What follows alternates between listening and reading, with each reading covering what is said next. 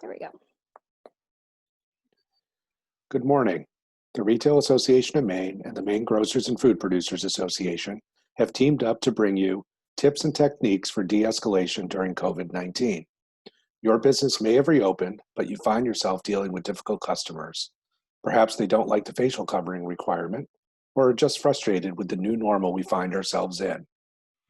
Lori Bouchard of L. Bouchard Associates, LLC, will provide you and your employees with effective communication tools and techniques to use in difficult customer interactions and help decrease employee stress involved in performing customer service duties. This 1-hour on-demand webinar is provided to you at no charge thanks to the support of Mexicali Blues. I'm Curtis Picard of the Retail Association of Maine and joined here this morning with my colleague Amy Downing and Christine Cummings, Executive Director of the Maine Grocers and Food Producers Association. Our associations worked in partnership to organize this event. We are pleased to have Lori Bouchard as our presenter today. Her passion is nurturing human potential. When she helps people realize their potential, she positively impacts their lives, both personally and professionally, and at the same time contributes to the success of the organizations for which they work. Lori graduated magna cum laude from the University of Maine with a bachelor's degree in psychology and later earned a master's degree in business from Husson College. After a long and successful banking career, holding senior management positions in many aspects of the industry, including human resources and training, she started her own human resources practice 12 years ago. Today, she works with a wide variety of clients, including for-profit, not-for-profit, and governmental agencies. Training in the area of communication is a particular focus of her work. Once again, we welcome tips and techniques for de-escalation during COVID-19. Lori, take it away. Thank you, Curtis, and good morning, everyone. Thank you very much for attending today's webinar. These are challenging times for everyone, and while customer service can be challenging in the best of times, it is even more challenging now. I'm sure some days you feel like you are on the front lines of a battlefield. I want to express my thanks on behalf of your employers for your continued efforts for customer service during these times of greater health risks. Your continued service and your customer service is very important to your employer and the continuing viability of your organization.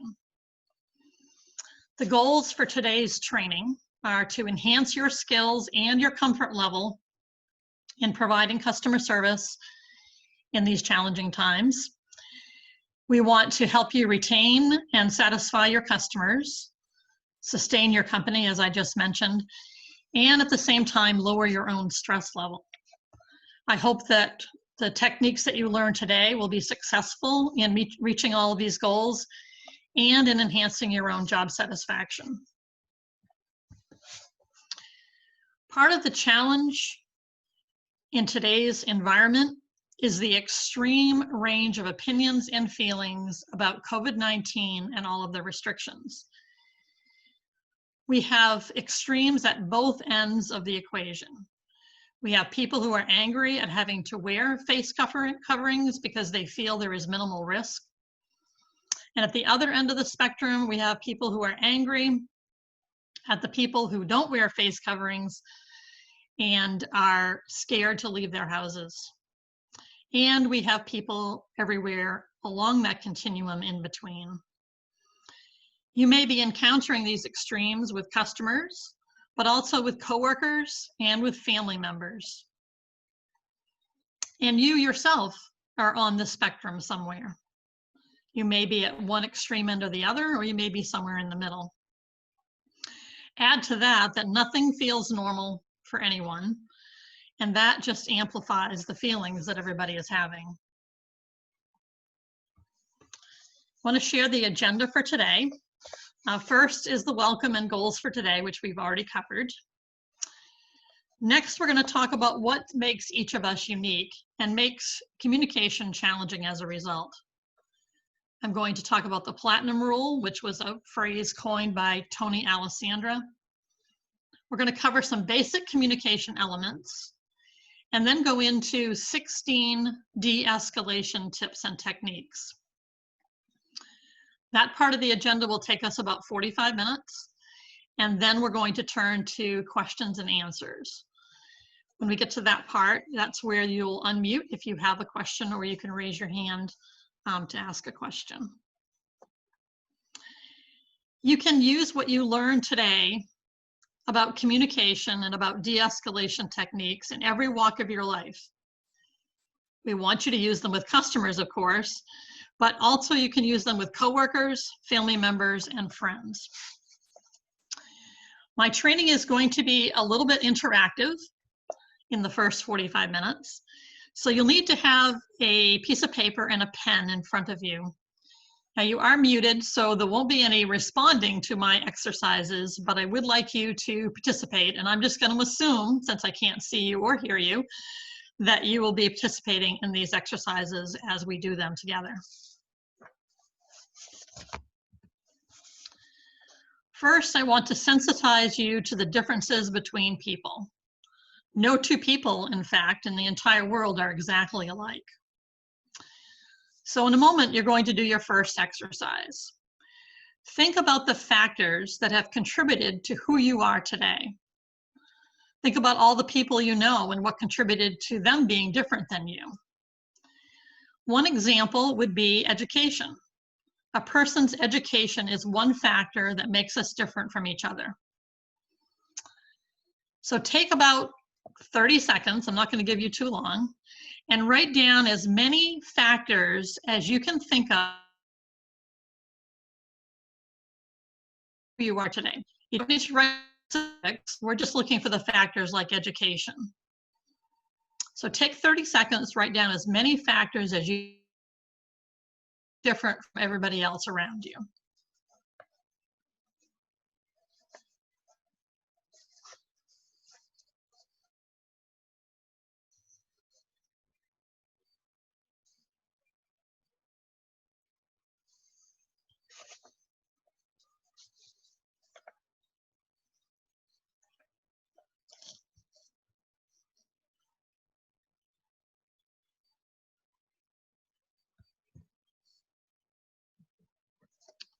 So hopefully you had a chance to write down a few factors, but I've made a slide to talk about some of the things that are typically very influential in who we have become at this point in our lives. And you'll see that many of these things are early influences. Some of them are genetic, some of them are environmental, but they all add up to each of us being completely unique.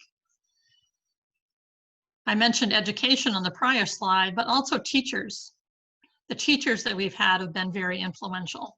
Work experiences and the managers we've worked for have been very influential. If you were involved in sports, the sports and the coaches that you've had can be very influential. Family structure. So two-parent household, single-parent household, presence of a grandparent, number of siblings, all very influential. Religion, politics, birth order, just birth order by itself. You can read any number of books about how influential birth order is. Some of you are probably the oldest. Some of you are the youngest. Maybe some of you are middle children. All of those are influential. Hobbies, family values, and upbringing. Geography. So were you living in a rural location or an urban location growing up? Did you move around a lot? Very influential.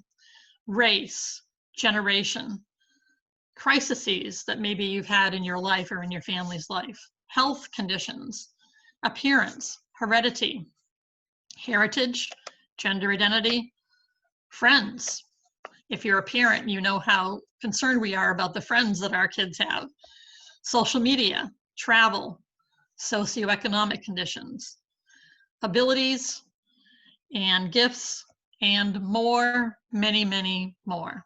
This is just the beginning of a list of all of the influential factors that have created who we are today. The reason that I include this as part of my training is that I find there are many people in the world who go through life expecting everybody to think and act like they do. They expect them to have the same opinions, the same political views, the same religious views, the same views. But why would we expect other people to have the same opinions and behaviors that we do? Look at all the ways that we differ. And this is just the beginning of a list. So my first challenge for all of the participants in this training is to change your mindset. Come to work expecting diversity and just decide to find differences interesting versus irritating. And do the same with your family and friends. If we relate this to COVID-19, and I just mentioned earlier the continuum from very angry because they have to wear a face covering and they don't think they should have to and don't feel that they need to people who are scared to leave their houses and are angry at people who aren't wearing face coverings. Why do people have such diverse beliefs? These are just some of the factors that have created who we are today and why people have such diverse beliefs. So again, change your mindset, come to work every day and just decide to find differences interesting versus irritating. Once you embrace the diversity around you, try employing the platinum rule. This is a rule that was coined by Tony Alessandra, and it's easier to understand if we start first with the golden rule. The golden rule is treat others the way you want to be treated. We all learned that rule very early in our lives from our parents, from our kindergarten teachers, and it's a really good rule. If you want people to be kind to you, be kind to them. However, in business and in today's environment, I think there's a better rule. Tony Alessandra thinks there's a better rule, and it's called the platinum rule. And it's really easy to understand. Treat others the way they want to be treated.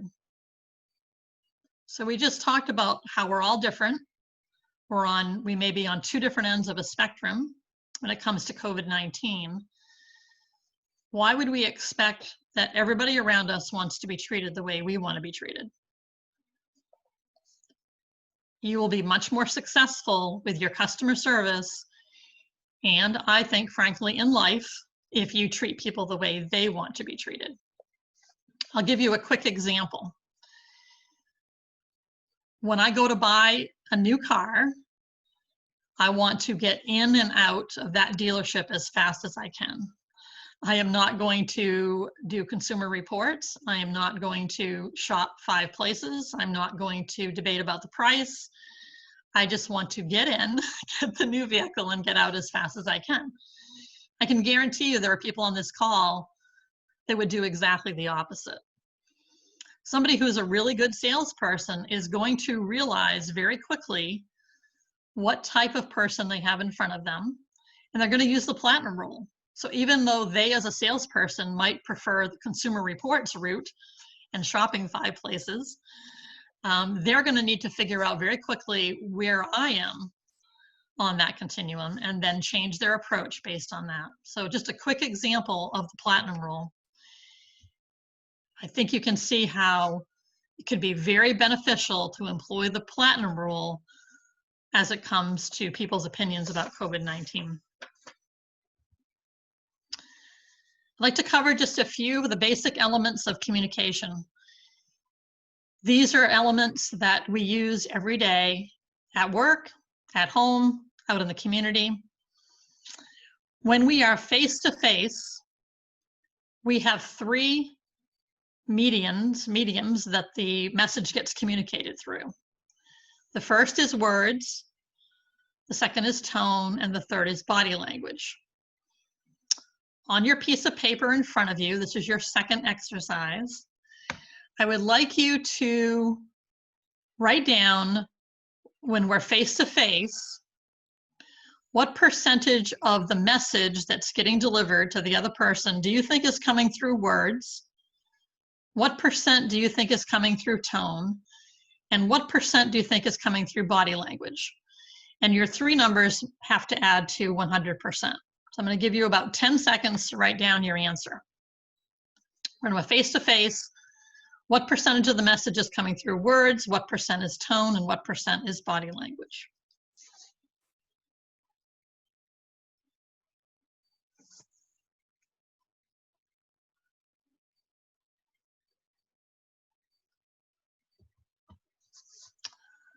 This has been studied.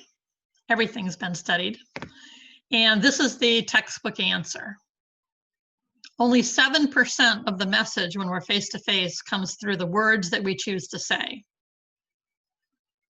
38% comes through the tone that we use, and 55% comes through body language. I do this training a lot with people in the room, and I usually, before I reveal the answer, I go around the room and I get all kinds of different answers. There's always people who say 33%, 33%, and 33%. But there's also people who feel that 60% comes through words.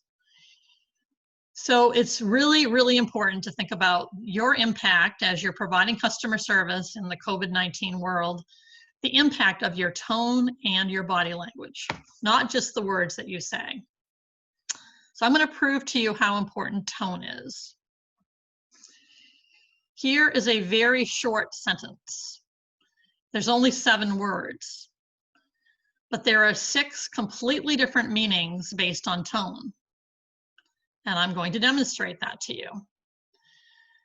I didn't say he stole the money, but somebody did. I didn't say he stole the money. I deny saying it. I didn't say he stole the money, but I think he did. I didn't say he stole the money, but somebody did. I didn't say he stole the money, but he has the money. I didn't say he stole the money, but he stole something. 7 words. The words didn't change. So you can see the 7%. The words are right there. They didn't change. All I changed was my tone and my inflection, and I changed the meaning completely. Every time I teach this, I wonder how any of our communication actually gets interpreted correctly, because tone is subjective. It's interpreted. So I'm going to stop sharing my screen for a moment so that you can see a bigger picture of me, hopefully. Maybe not, since I can only see Curtis, but we'll just keep going. So here's a really quick exercise for you to do. Make a circle with your thumb and your forefinger like this, and place that circle on your chin. Would that be your chin? Just checking. All right, I'm going back to my slides here. Hold on. Where did I go? Right there. Oops. Share. Hold on. Share screen. I'm wondering why it went back to the big. Oh, here we go. Okay. Share. All right. So I am pretty sure that most of you went, when I said place that circle on your chin, and I didn't even slur my words, I clearly said chin. I'm pretty sure that most of you placed your circle on your cheek, because that's what I did. That's a demonstration of how powerful body language is. Doesn't really matter what I said. If you can see me and you follow what I'm doing, you almost can't help yourself. So hopefully at this point, I have proven to you the power of your tone and your body language.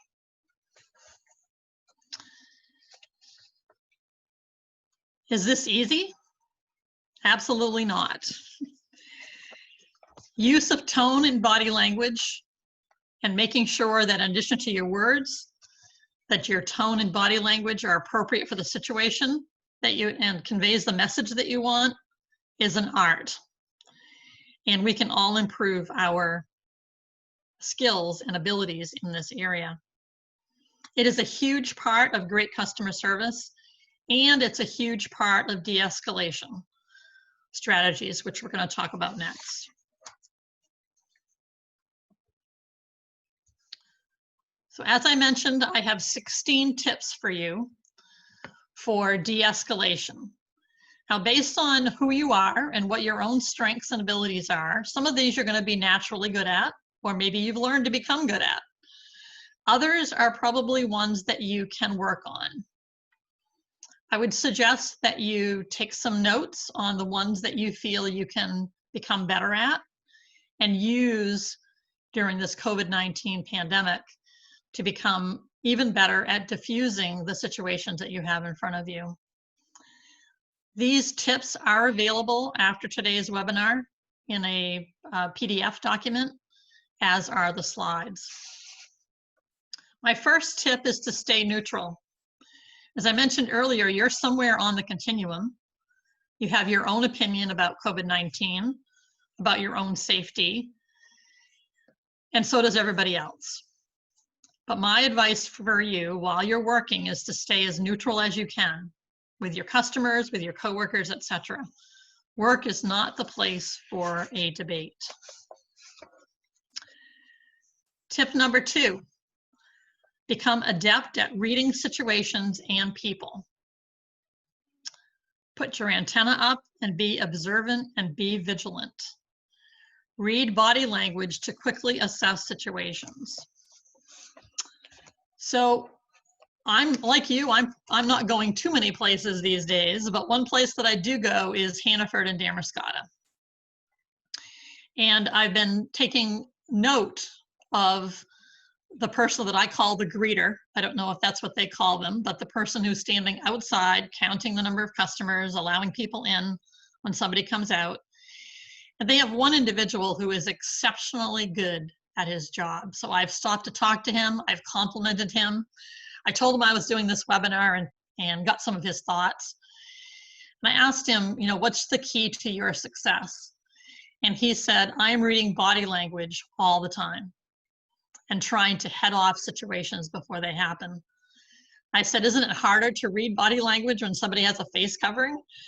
And he said, yes, it is, but there's a lot of body language that's available still to read.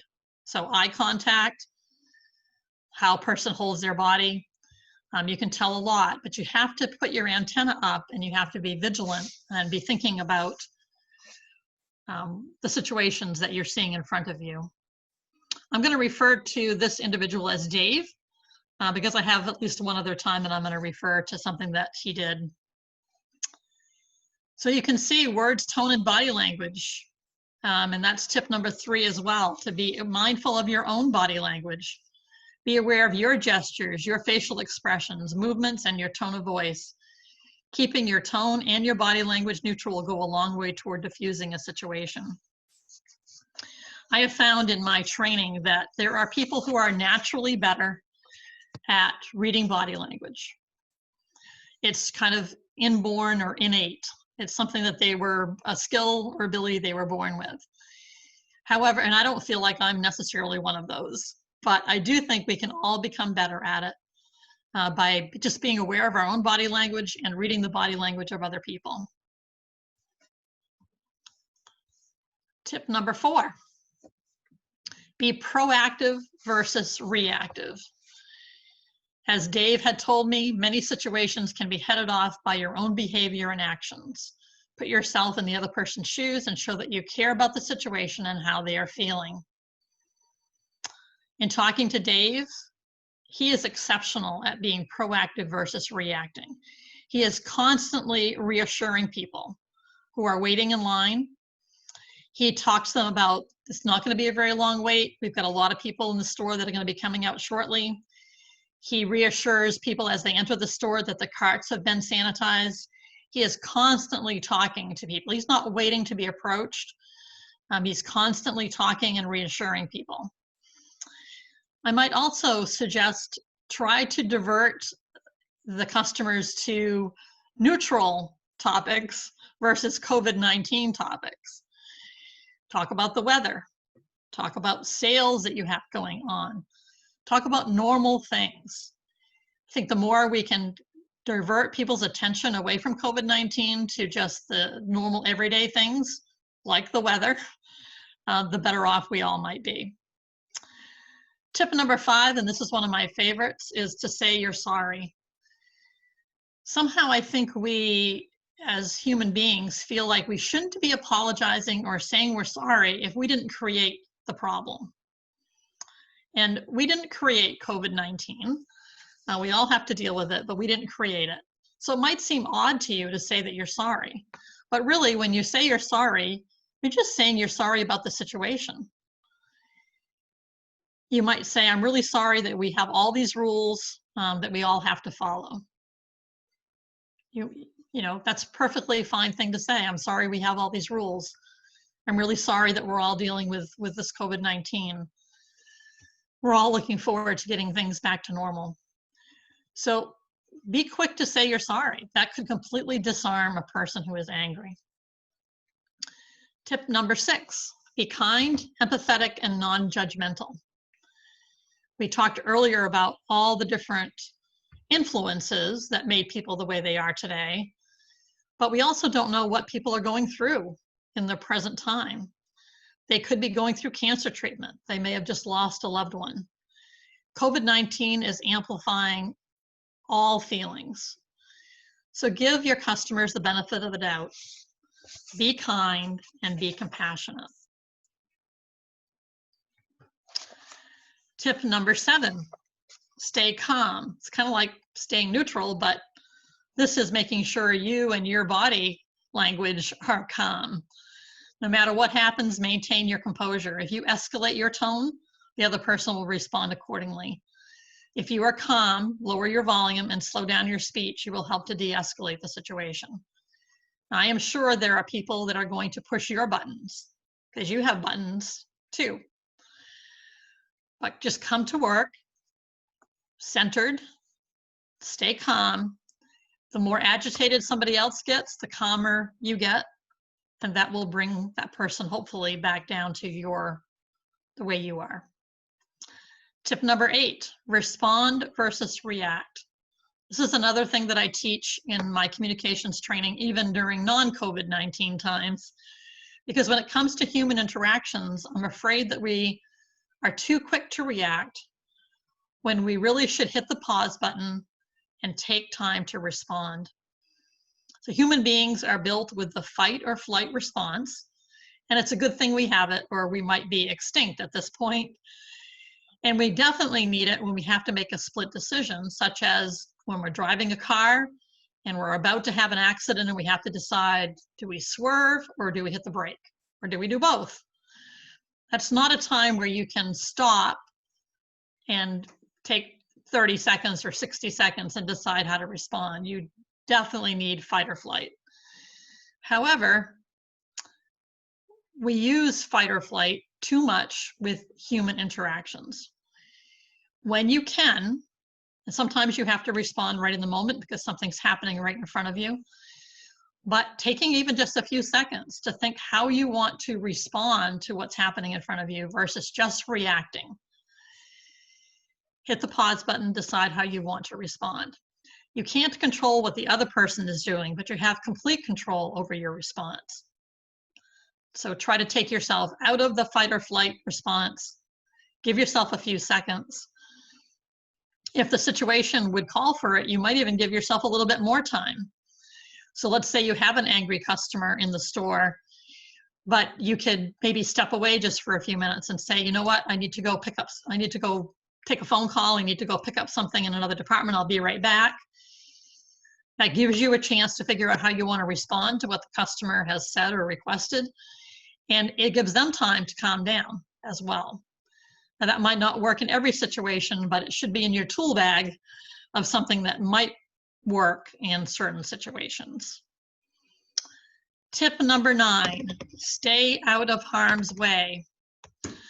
None of the COVID-19 rules are worth personal injury. Just do the best you can to enforce the rules.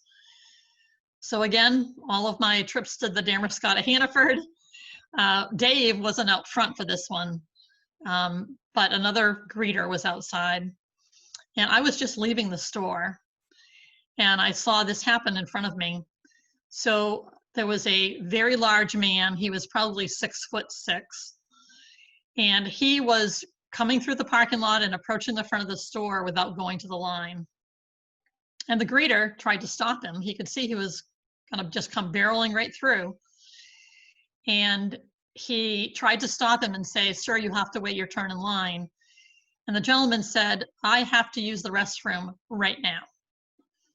And the greeter said, "I'm sorry, but you have to wait your turn in line."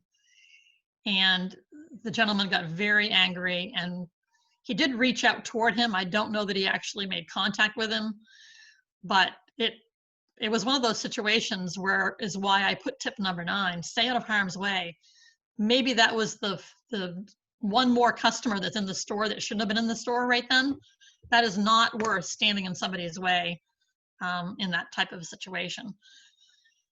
I don't think that the greeter came to work that day thinking that that could possibly happen. So he had no tool to deal with that. Hopefully you now have tip number 9, stay out of harm's way. Number 10, respect personal space. So in normal times, stand 2 to 3 feet away from a person who is escalating. I add 6 feet apart when appropriate under COVID-19 expectations. But give somebody personal space tends to decrease their anxiety. So if they're coming close to you, maybe you back up to give them a little bit more space. Tip 11, be confident about your skills, even talk to yourself. In your head probably, as opposed to out loud. Tell yourself you have the experience and the tools to handle the situation. You know, I got this. This will help to keep you calm. Tip number 12, avoid challenging questions. Answering challenging questions can result in a power struggle. So you could try redirecting their attention to the issue at hand and how you can work together to solve the problem. Now, there's certainly going to be some challenging questions that you have to answer.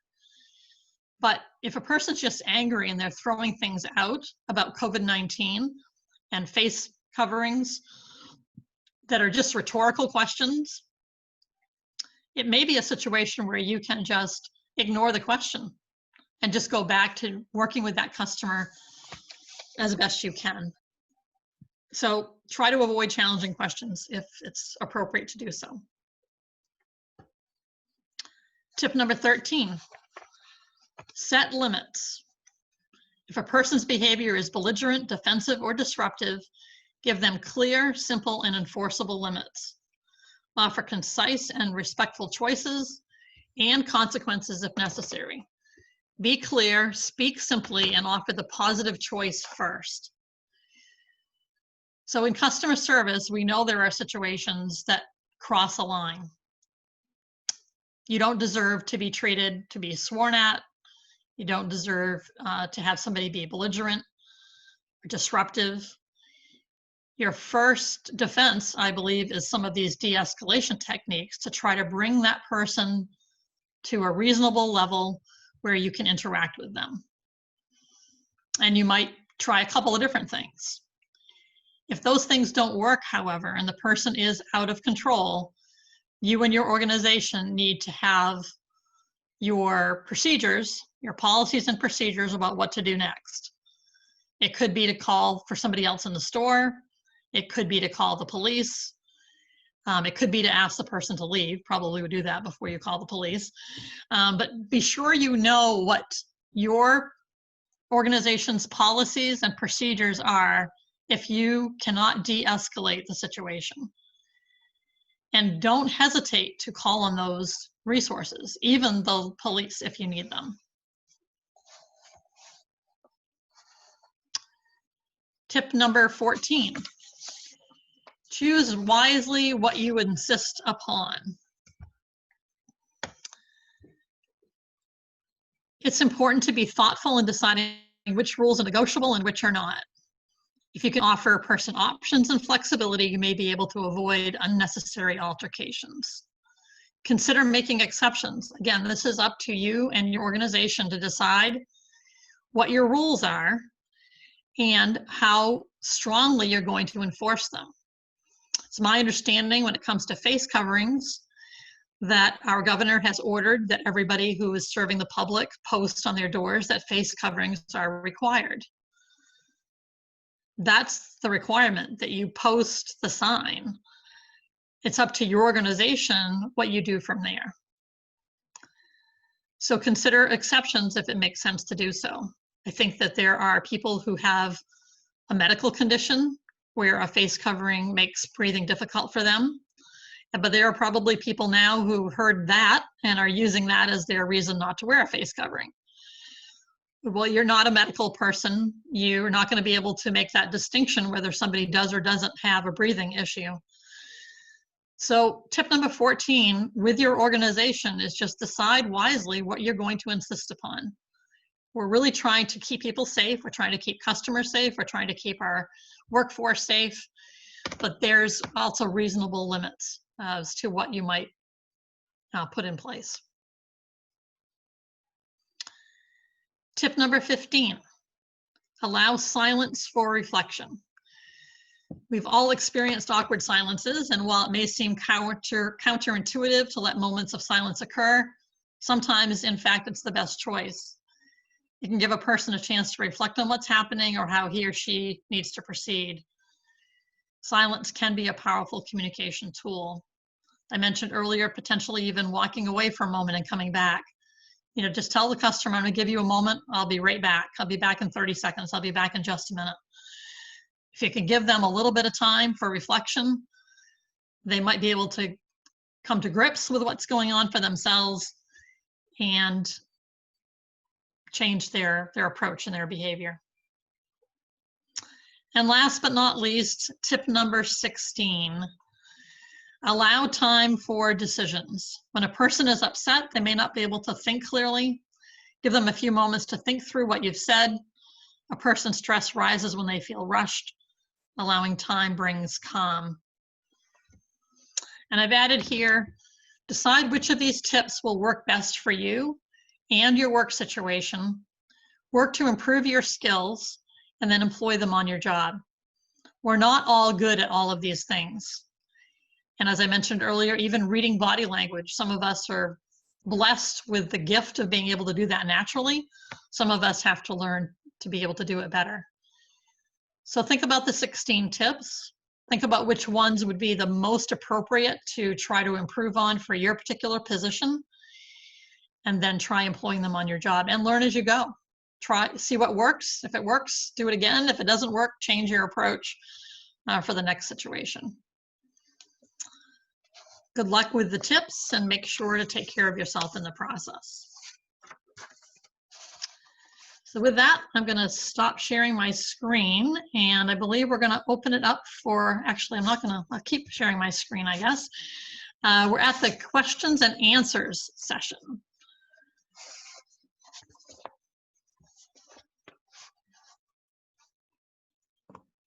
Okay, just a reminder to folks, if you'd like to ask a question, please use the raise your hand function at the bottom of your screen. If you click on participants, you'll have the option of raising your hand to ask a question, and then we'll go ahead and unmute you so you can ask your question. But Lori, I'd like to start off with a question. First of all, when you talked about car shopping, I chuckled because I am the type of person that would go to Consumer Reports and do all that kind of research. So that example hit home with me. But in terms of people that are good at or not at reading body language, what are some of the typical signals of both good and bad body language that people can look to spot if they're not good at reading body language? So I think with this COVID-19 situation, I'm thinking of, you know, the greeters outside the store allowing people in based on the number that you can allow into your store at the same time. A lot of the body language is going to be posture, stature. You can read a lot about a person as they're walking through the parking lot. Do they feel, does their body language, their posture seem like they're comfortable, they're okay coming into the store? You can watch them, through the parking lot with what they do with other people that they encounter. You can watch some people go way out of their way to avoid anybody that's coming, and meeting them. You can pick up on lots of things with a person's body. Certainly their eye contact. So they say that probably the number one body language is eye contact. Are they maintaining eye contact with you? Also, you can use good eye contact with them. So there's a tip that I learned a long time ago, more than 20 years ago in a training from a guy named Ron Willingham. He said, when you're trying to maintain strong eye contact with someone, look in one eye. Now, you might chuckle at that and think that's kind of strange, but if you try to look in two eyes, you're not going to be maintaining strong eye contact. If you do look in one eye, they're not going to know you're looking in one eye. They're not going to say, hey, why are you looking in my left eye? They're just going to know that you're maintaining strong eye contact with them.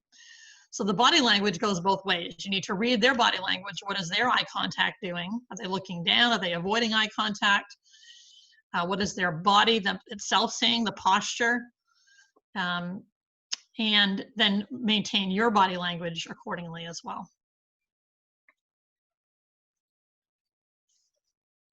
Great, thank you. And just a reminder to folks, if you have a question to ask, click on the participant button at the bottom of your screen and raise your hand, and we'll be able to unmute you. Perfect. While we wait for folks to ask their questions, Lori, I was thinking through a situation that I heard of from one of our members, and it wasn't necessarily employee and customer, but it was customer and customer interaction, where the two customers were actually conversing about something that they didn't particularly see eye to eye on, and the tension sort of raised. Do you have any advice for an employee who may interject themselves and or be pulled into that situation, and how they can help kind of de-escalate between two customers? That's a great question. I'm sure that's happening every day in stores across our state.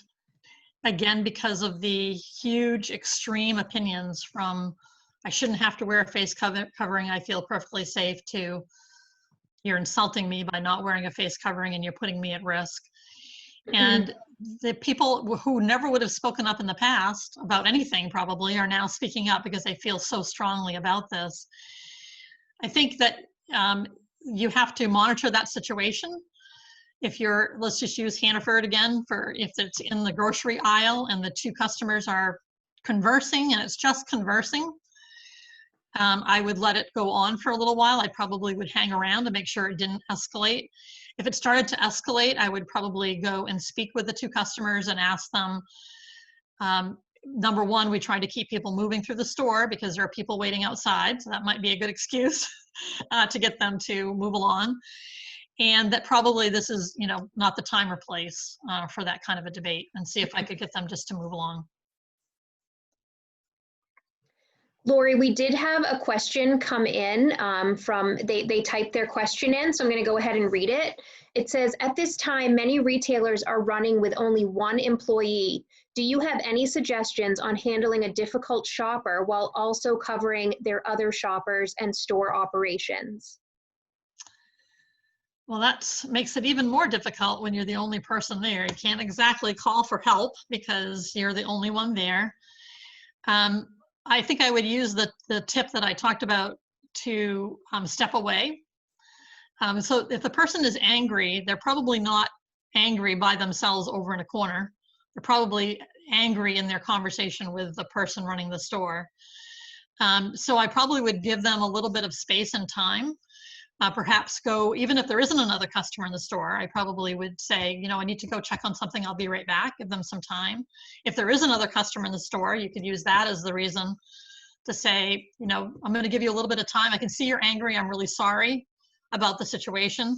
So one of the questions that was sent in to me was dressing rooms.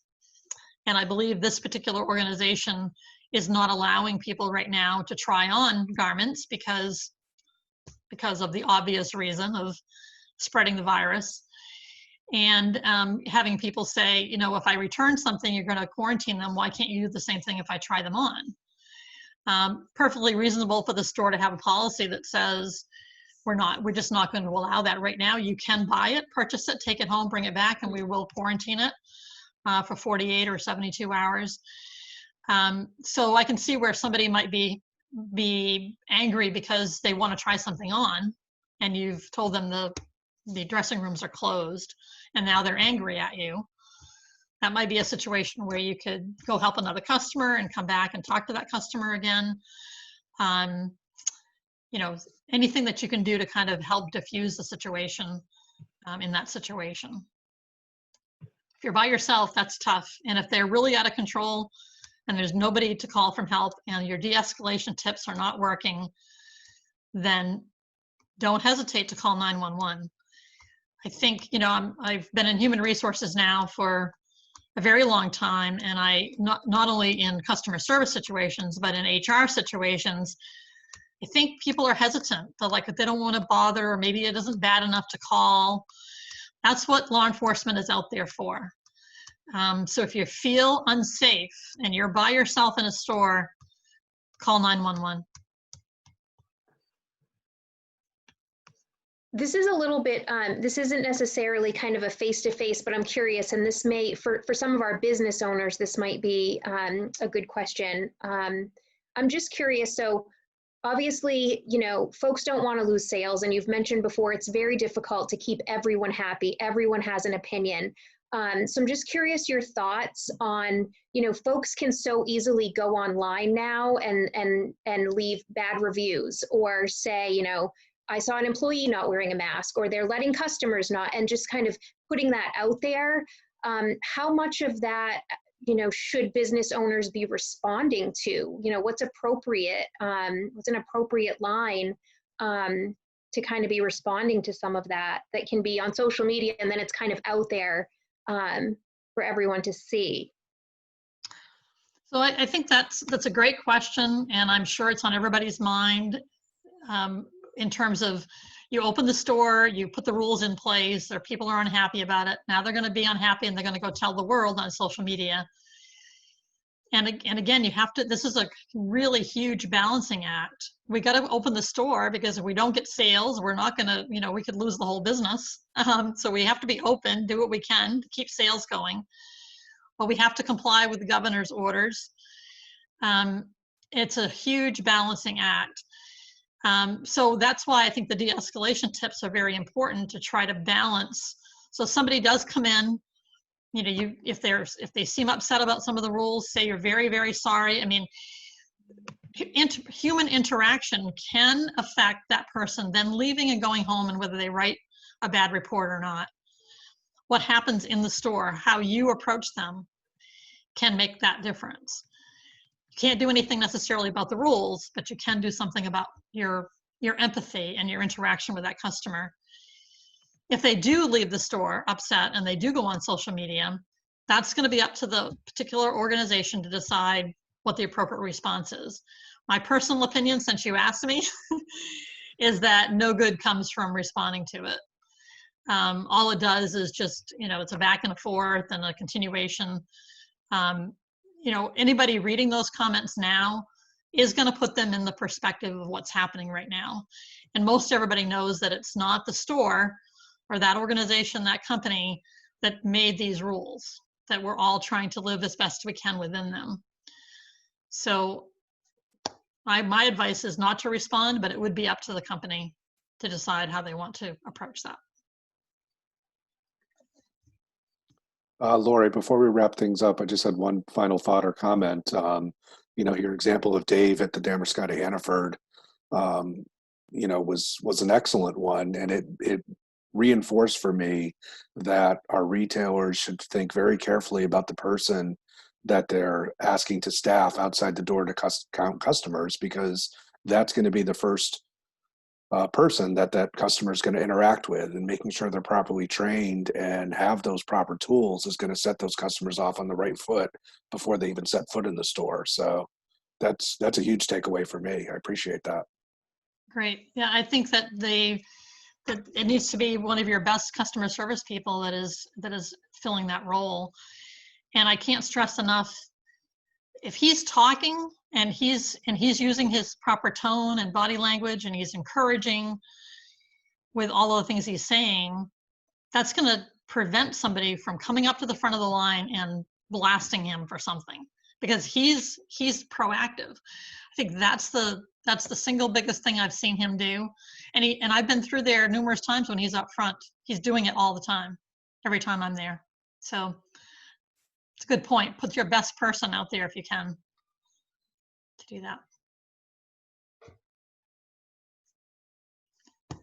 All right, it doesn't look as though we have any other Q&As coming in right now or questions for Lori. So we'll look to wrap things up. And before we present our contact information, Lori wanted to add with this quote, so I'll let her read this. Okay.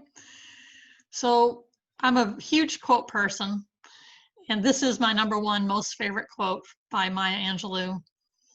People will forget what you said. People will forget what you did. But people will never forget how you made them feel. And by now you should realize that how you make them feel is through your tone and your body language. Not so much the words you say, but the way you say them and what your body language is conveying is how you're going to make people feel. And that ties really nicely into one of our last questions we had about social media.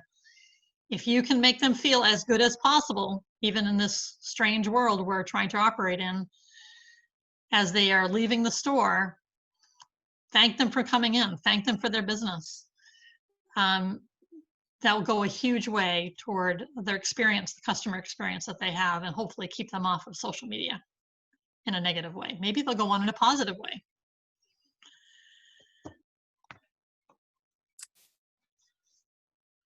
All right. Well, thank you again, Lori. This has been really informative and timely. So we thank you. We thank all of the participants this morning. And once again, we'd also like to thank our sponsor, Mexicali Blues, for your support of this training. If you are watching this and have additional questions, we've provided our contact information for your reference, and we would encourage you to reach out to any of us. And so a final thank you to all, and have a great week.